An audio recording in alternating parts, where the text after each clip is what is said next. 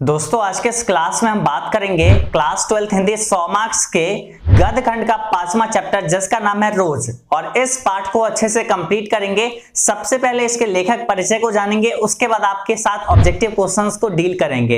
एक एक क्वेश्चन आपको बताएंगे, उसका राइट आंसर बताते हुए चलेंगे। लेकिन उससे पहले आप लोग को नीचे कमेंट भी करना रहेगा, मतलब जो भी क्वेश्चन आपको देंगे उसका राइट आंसर क्या होगी वो आपको कमेंट करना है, फिर आपको राइट आंसर बताते हुए चलेंगे। तो ऐसे आपको यहाँ पे टेस्ट भी हो जाएगी कि आपका ये चैप्टर कितना तैयार है आपके एग्जाम के लिए, क्योंकि इस चैप्टर से भी अच्छा खासा क्वेश्चंस आती है। तो मतलब ये आप चैप्टर को ऐसे में मतलब अच्छे से इसको पढ़ो और सही तरीके से तैयारी करो।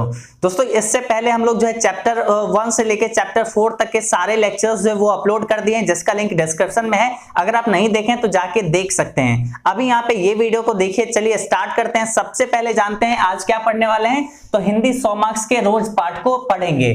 सबसे पहले हम लोग लेखक परिचय के जानेंगे। इस पाठ के लेखक परिचय को जानेंगे, यानी लेखक कौन है उसको समझेंगे। उसके बाद इस चैप्टर के जितने भी ऑब्जेक्टिव क्वेश्चंस बन सकती है उन सारे क्वेश्चंस को एक एक करके अच्छे से देखेंगे। तो आप लोग को लास्ट तक बने रहना है इस क्लास में। सबसे पहले देखिए इस पाठ के लेखक कौन हो जाते हैं। तो लेखक हो जाते हैं सच्चिदानंद हीरानंद बास्यायन। कौन हो जाते हैं? सच्चिदानंद हीरानंद बास्यायन। तो यहाँ पे इनका जो नाम होता है ना, इनका नाम जो है अज्ञेय भी है। अज्ञेय इनका शॉर्ट फॉर्म में, इनका उपनाम एक तरीके से बोल सकते हैं। तो आपके एग्जाम में आ सकती है रोज पाठ के लेखक कौन है, तो आंसर हो जाएगी अज्ञेय जी, या फिर इनका पूरा नाम जो है सच्चिदानंद हीरानंद बास्यायन। उसके बाद इनका जन्म कब हुआ था? इनका जन्म हुआ था 7 मार्च 1911 को। 7 मार्च 1911 को अज्ञेय जी का जन्म हुआ था। उसके बाद अज्ञेय जी का जन्म स्थान कौन सा है? तो इनका जन्म स्थान है कुशीनगर उत्तर प्रदेश। कुशीनगर उत्तर प्रदेश इनका जन्म स्थान है। तो ये सब जो अभी हम आपको दिखा रहे हैं, ये आपको जो बता रहे हैं, ये आप निश्चित तौर पे याद रखिए, क्योंकि आप लोग होते हैं, बहुत सारे स्टूडेंट ऐसे होते हैं जो सिर्फ ऑब्जेक्टिव क्वेश्चंस रटना चाहते हैं। अगर आप ये जो देख लेते हैं तो उसके बाद आपको ऑब्जेक्टिव क्वेश्चंस रटना नहीं पड़ेगा, बल्कि आपको सब कुछ अच्छे से समझ में आ जाएगी। तो इसलिए आप थोड़ा सा 5 मिनट इसको देख के आप आराम से इसको समझ लीजिए, फिर उसके बाद ऑब्जेक्टिव क्वेश्चंस देखते रहेंगे ना फिर पूरे क्लास में। तो यहाँ पे देखिए इनका निधन जो है वो कब हुआ था ये अब जानते हैं। जन्म तो हुआ था 7 मार्च 1911 को, कहां? कुशीनगर उत्तर प्रदेश में। वही इनका निधन हुआ है 4 अप्रैल 1987 को इनका निधन हुआ है। और इनका माता का नाम क्या था? तो बेंती देवी इनके माता का नाम था। और पिता का नाम जो है पंडित हरिनंद शास्त्री। पिता का नाम जो है पंडित हरिनंद शास्त्री है। तो यहाँ पे ये सब जो है आपको याद रखनी है। वही इनके पत्नी का नाम जो है कपिला है। पत्नी का नाम जो है कपिला। तो ये हो गई लेखक के बारे में। लेखक का जन्म कब हुआ, निधन कब हुआ है, कहाँ हुआ, माता पिता का क्या नाम है, पत्नी का क्या नाम है, तो ये सारा चीज जाने हैं। अब जो है अज्ञेय जी जो है सच्चिदानंद हीरानंद बास्यायन, जिनका उपनाम जो है अज्ञेय, इनका जो है प्रमुख कृतियां कौन कौन सी है, तो चलिए अब उसको जानते हैं। तो इनकी कृतियां भी जानना आपके लिए काफी जरूरी है। उसके बाद सब ऑब्जेक्टिव को देखेंगे। यहाँ पे देखिए हरी घास पर क्षण भर, ये इनकी प्रमुख कृतियां हैं। तो ये सब याद रखिएगा, इससे ऑब्जेक्टिव क्वेश्चंस बनती है। आपको पूछ देगा हरी घास पर क्षण भर, ये जो है किसकी कृतियां है? तो ये जो ये किसकी कृति है? तो अज्ञेय जी की। उसके बाद यहाँ पे है बावरा अहेरी, ये जो है अज्ञेय जी की रचना है। उसके बाद जो है आंगन के पार द्वार, तो ये भी जो है अज्ञेय जी की कृति है। उसके बाद जो है यहाँ पे अगला जो है कितनी नाव में कितनी बार, ये भी जो है अज्ञेय जी की कृति है। तो याद रहेगा ये सब। हरी घास पर क्षण भर, बावरा अहेरी, आंगन के पार द्वार, कितनी नाव में कितनी बार, ये सब इनकी कृतियां हुई। अभी देखिए दोस्तों इनका ये कुछ प्रमुख कृतियां ही हैं, लेकिन इसके अलावा भी बहुत सारे जो है इनके कृतियां हैं, इनके द्वारा लिखा गया रचना है। तो ये सब हम लोग जानेंगे। जैसे जैसे ऑब्जेक्टिव क्वेश्चंस देखेंगे तो ऑब्जेक्टिव क्वेश्चंस के माध्यम से भी हम लोग और भी जानेंगे इनकी प्रमुख कृतियां के बारे में।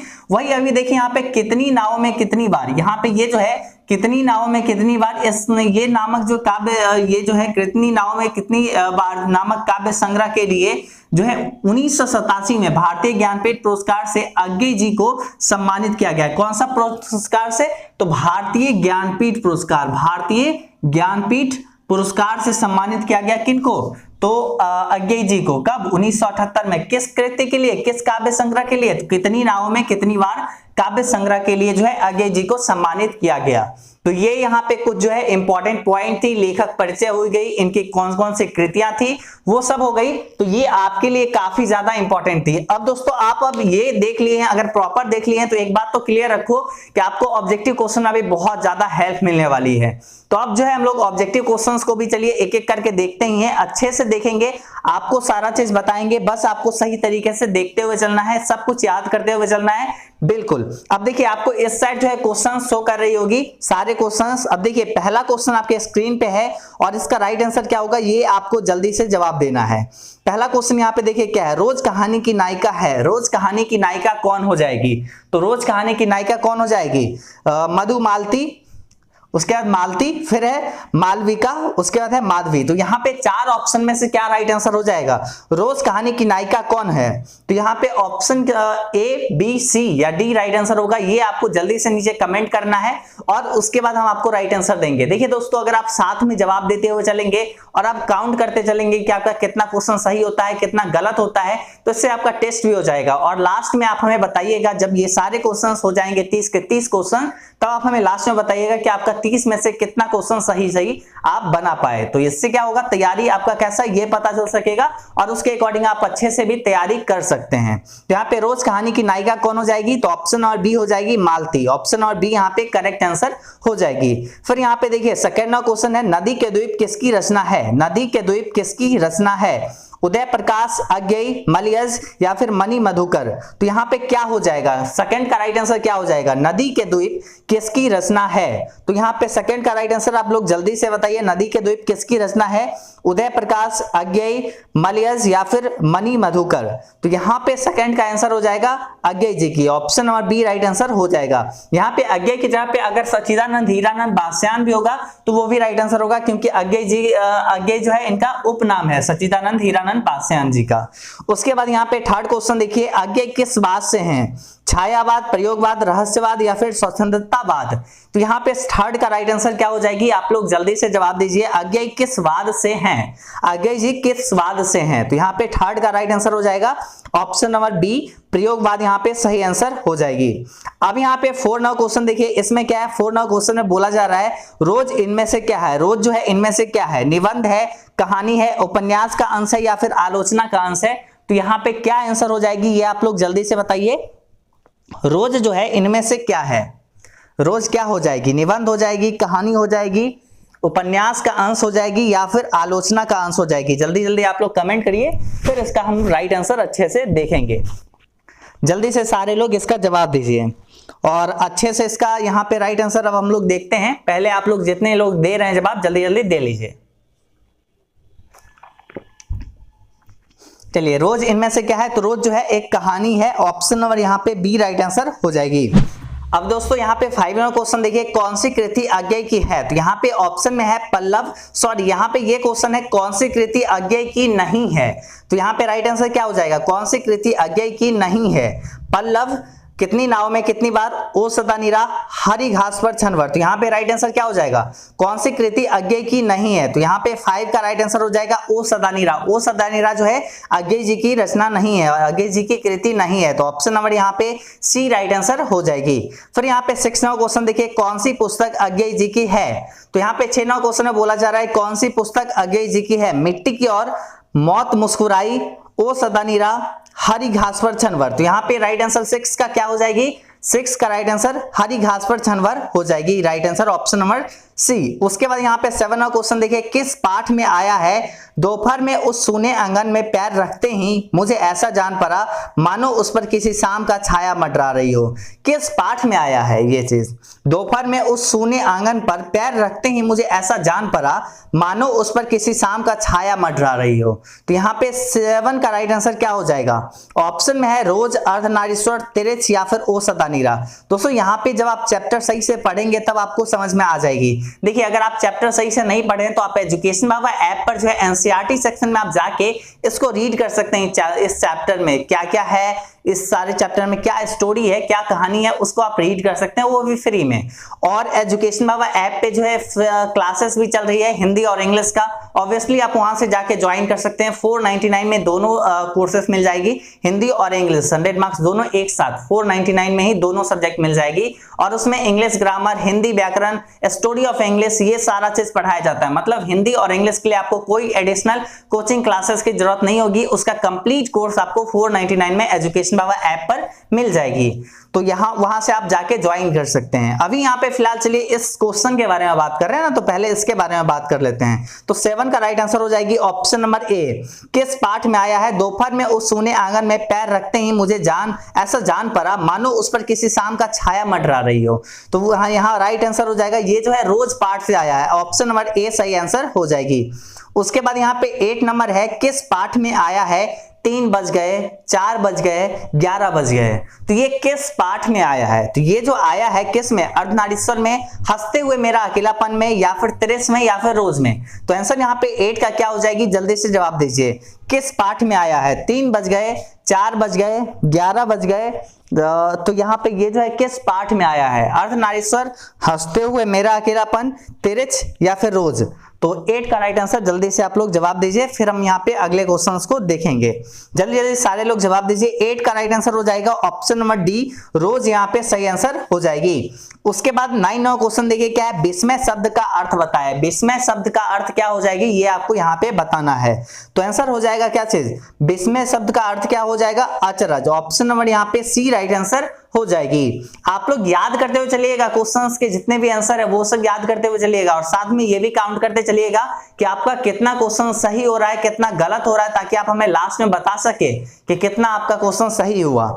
उसके बाद यहाँ पे 9 का तो right answer option number C हो गई। उसके बाद 10 क्वेश्चन देखिए यहाँ पे क्या है, बामता शब्द का अर्थ बताए। बामता शब्द का अर्थ बताए मतलब बामता का मतलब क्या हो जाएगी। तो यहाँ पे देखिए 10 का यहाँ पे राइट आंसर हो जाएगा क्या चीज, विपरीतता, यहाँ पे सही आंसर हो जाएगी, ऑप्शन नंबर डी यहाँ पे सही आंसर। उसके बाद यहाँ पे देखिए 11वां क्वेश्चन है, अकथ्य शब्द का अर्थ बताए। अकथ्य शब्द का मतलब क्या हो जाएगा, इसका अर्थ क्या हो जाएगा, मीनिंग क्या हो जाएगा, ये यहाँ पे पूछा जा रहा है कि जिसे कहा ना जा सके, जो कहा जा सके, जो कहानी कही गई, या फिर जो कथा समझी गई। तो यहाँ पे 11 का राइट आंसर क्या हो जाएगा, ये आपको जवाब देना है। 11वां क्वेश्चन का राइट आंसर क्या हो जाएगा, अकथ्य शब्द का अर्थ बताएं। तो यहाँ पे 11 का राइट आंसर हो जाएगा जिसे कहा ना जा सके। 11 का right answer option number A right answer हो जाएगी।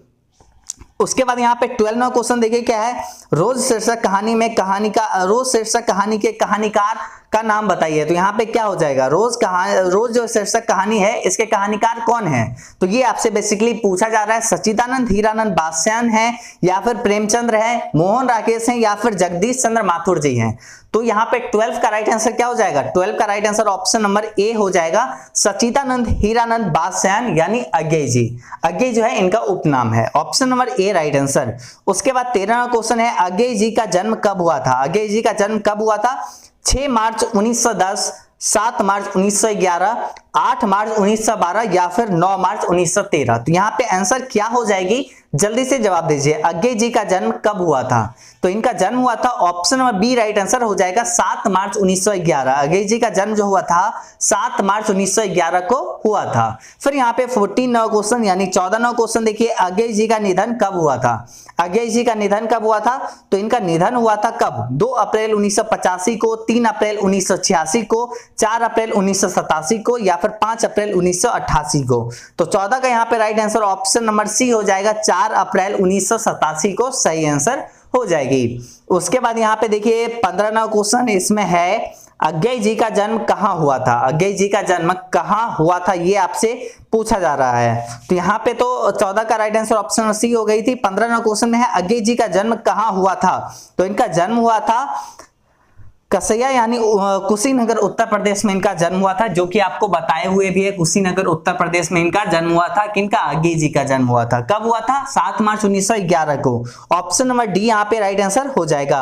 अज्ञे जी का मूल निवास कहाँ था? अज्ञे जी का मूल निवास कहाँ था? करतारपुर, पंजाब में। हालांकि इनका जन्म स्थान जो था वो कुशीनगर उत्तर प्रदेश था, लेकिन ये मूल निवासी कहाँ के थे? तो करतारपुर, पंजाब के। उसके बाद यहाँ पे देखिए अगला यहाँ पे सवाल है 17 नंबर, और इसमें क्या है? रोज शीर्षक कहानी। रोज शीर्षक कहानी का पूर्व नाम क्या था? रोज शीर्षक कहानी का पूर्व नाम क्या था? लौटती पगडंडियां, छोड़ा हुआ रास्ता, बिपथगा या फिर गैंग्रीन। तो यहाँ पे रोज शीर्षक कहानी का पूर्व नाम क्या था? पहले नाम क्या था? तो यहाँ पे आंसर हो जाएगा 17 का ऑप्शन नंबर डी, गैंग्रीन। रोज शीर्षक कहानी का पूर्व नाम जो था वो गैंग्रीन था। ऑप्शन नंबर यहाँ पे डी करेक्ट आंसर हो जाएगी। फिर यहाँ पे देखिए 18वां क्वेश्चन है, कौन सी रचना अज्ञे की नहीं है? तो यहाँ पे इसमें से कौन सी रचना ऐसी है जो कि अज्ञे जी की नहीं है? तो यहाँ पे क्या हो जाएगा? अपने अपने अजनबी, उसके बाद है भगनदूत, उसके बाद है एक बूंद सहसा उछली, और यहाँ पे है ऑप्शन डी में तिरिच।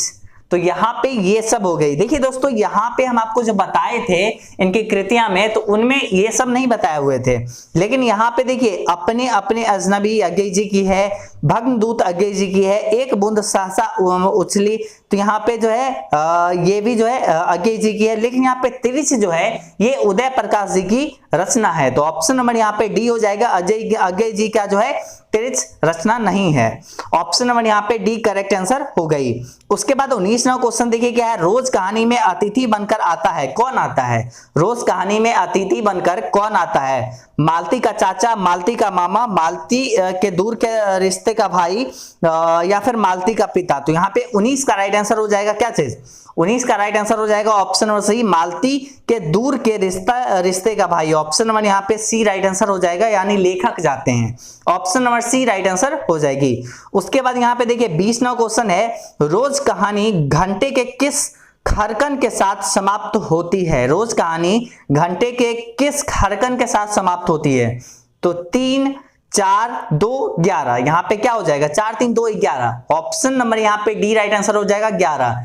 3 बज गए, 4 बज गए, 11 बज गए। तो ये जो है आप चैप्टर में जो है लाइन बाय लाइन अगर पढ़े होंगे तो उसमें आपको ये चीज मिल गया होगा।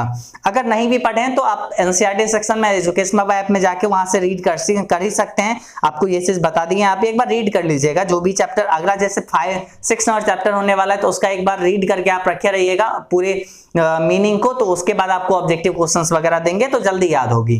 तो यहाँ पे 20 का right answer option number D हो जाएगा 11।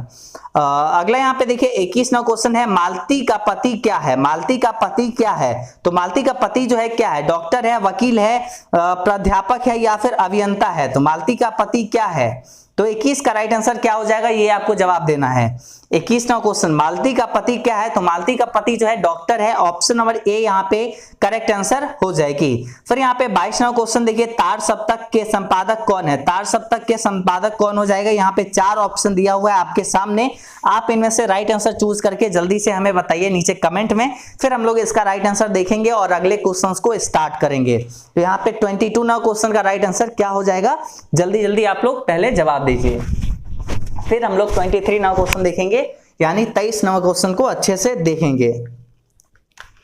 तो यहाँ पे 22 का राइट आंसर हो जाएगा ऑप्शन नंबर क्या चीज? 22 का राइट आंसर हो जाएगा ऑप्शन नंबर डी, यानी अज्ञे जी। तार सप्तक के संपादक कौन है? तो अज्ञे जी यहाँ पे राइट आंसर हो जाएगा ऑप्शन नंबर डी, सच्चिदानंद हीरानंद बादशाहन अज्ञे। अब यहाँ पे 23वां क्वेश्चन देखिए, इनमें अज्ञे का नाटक कौन है? इनमें अज्ञे जी का नाटक जो है कौन है? करबला, बकरी, उत्तर प्रियदर्शी या फिर सिपाही की मां। तो यहाँ पे 23 का राइट आंसर क्या हो जाएगा? तो यहाँ पे 23 का राइट आंसर हो जाएगा। देखिए करबला जो है प्रेमचंद्र जी की नाटक है, उसके बाद रचना है। उसके बाद देखिए बकरी जो है, बकरी किसका है? देखिए सबसे पहला जो है करबला, यानी करबला प्रेमचंद। उसके बाद बकरी जो है सर्वेश्वर दयाल जी की रचना है। उसके बाद यहाँ पे उत्तर प्रियदर्शी है, तो ये जो है अज्ञे जी की रचना है। तो ऑप्शन नंबर यहाँ पे सी राइट आंसर हो जाएगी। उसके बाद यहाँ पे देखिए सिपाही की माँ जो है ये तो मोहन राकेश की रचना, ये तो पता ही होना चाहिए। तो 23 का यहाँ पे राइट आंसर क्या हो जाएगा, 23 का right answer option number C हो जाएगा। क्या चीज, उत्तर प्रियदर्शी अज्ञे की रचना है, ऑप्शन नंबर सी। उसके बाद यहाँ पे 24वां क्वेश्चन देखिए, यहाँ पे बकरी जो है सर्वेश दयाल सक्सेना जी की रचना है, ये आपको बता चुके हैं। उसके बाद यहाँ पे 24वां क्वेश्चन देखिए, 24वां क्वेश्चन है सच्चिदानंद हीरानंद बादशाह अज्ञे द्वारा लिखी हुई कहानी कौन सी है। सच्चिदानंद हीरानंद बादशाह यानी अज्ञे जी के द्वारा लिखी हुई कहानी कौन सी है इन सभी में से। तो यहाँ पे 24 का आपको राइट आंसर देना है, 24 का सही आंसर यहाँ पे क्या हो जाएगी, तो 24 का राइट आंसर यहाँ पे हो जाएगी ऑप्शन और बी यानी रोज यहाँ पे सही आंसर हो जाएगी। सच्चिदानंद हीरानंद बादशाह की द्वारा लिखी हुई कहानी कौन सी है, रोज, जिसका हम लोग अभी इतने सारे ऑब्जेक्टिव क्वेश्चंस पढ़ रहे हैं। अगर आपको यही चैप्टर नहीं पता रहेगा तो आप क्या ही करोगे। उसके बाद यहाँ पे देखिए 25वां क्वेश्चन है, अज्ञे मूलतः क्या है। अज्ञे जो है मूलतः क्या है, वो निबंधकार है, उपन्यासकार है, कहानीकार है या फिर व्यंग्यकार है। तो यहाँ पे ऑप्शन नंबर सी हो जाएगा कहानीकार, ऑप्शन नंबर सी। अज्ञे जो है मूलतः क्या है, कहानीकार है।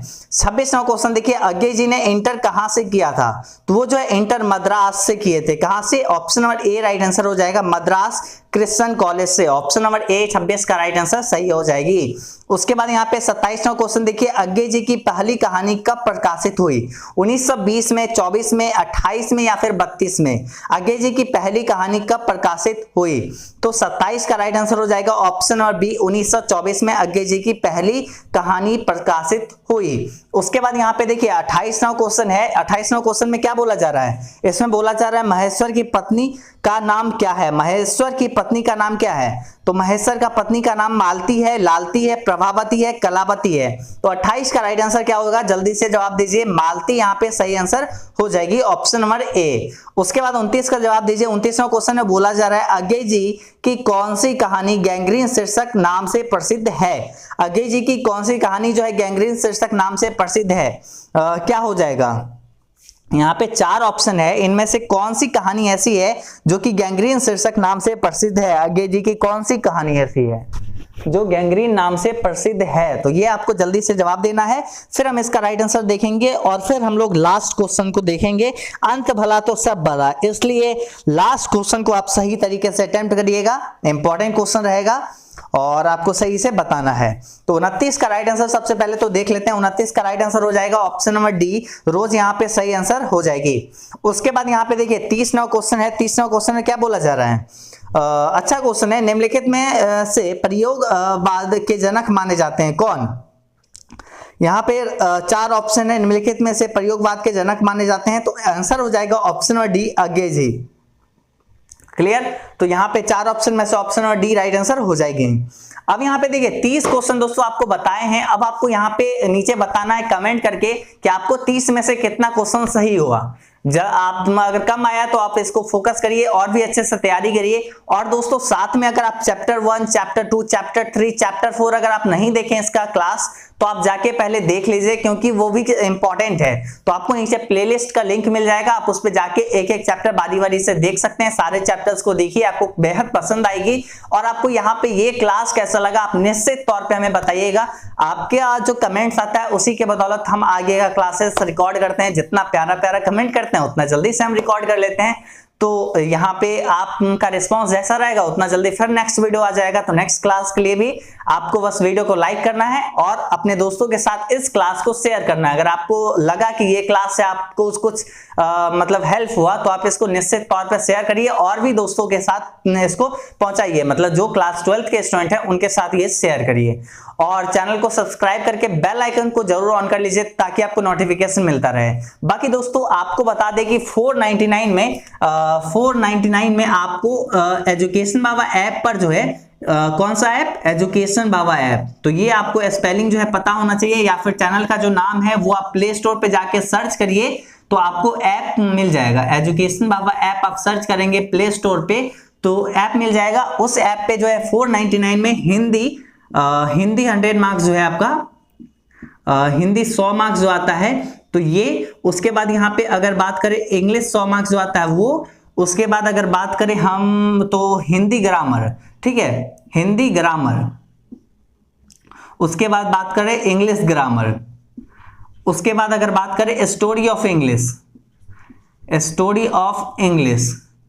उसके बाद अगर बात करें मॉडल पेपर, उसके बाद previous question paper, guess question, तो ये सारा चीज जो है कंप्लीट कोर्स जो है वो वहां पे आपको दिया जाएगा और इसमें लाइव क्लासेस होंगे।